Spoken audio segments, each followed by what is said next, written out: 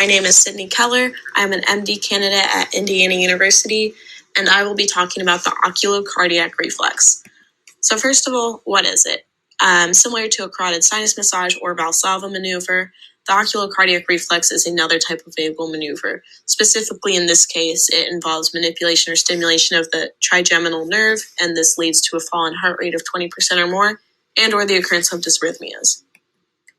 The pathway can get pretty detailed, but to break it down, the afferent limb of the pathway is the trigeminal nerve, cranial nerve 5, and the efferent limb is the vagus nerve, cranial nerve 10.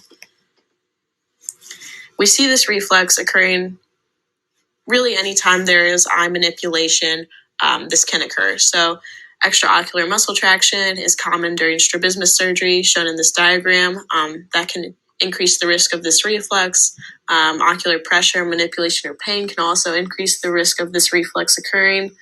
And additionally, nerve blocks in the area, hematomas, or facial trauma.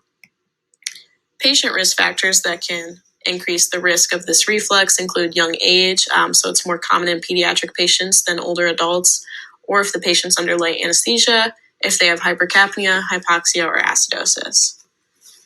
The consequences of this reflex are really the vagal response. So it's very important for anesthesiologists to be aware of this reflex, especially during ophthalmologic surgery, such as strabismus surgery. The most common consequence is sinus bradycardia, but there have also been reports of reduced arterial pressure, arrhythmias, asystole, even cardiac arrest. So how do we prevent this from happening? First, we could block the afferent limb. We could do a nerve block for the trigeminal nerve or topical anesthetic, or we could block the afferent limb or both.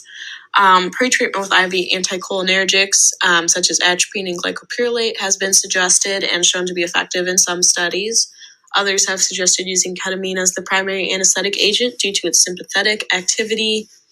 And it is also suggested to avoid agents with sympatholytic or vagomimetic properties, such as propofol or opioids, due to concerns that this may augment the vagal response. However, if this oculocardiac reflex does occur, the way we treat this is after removing the stimulus, focusing on those ABCs. So first, protect the airway if it's not already protected. Make sure they're breathing okay. And then afterwards, to improve circulation, administer those vagolytic medications such as atropine or glycopyrrolate. Thank you.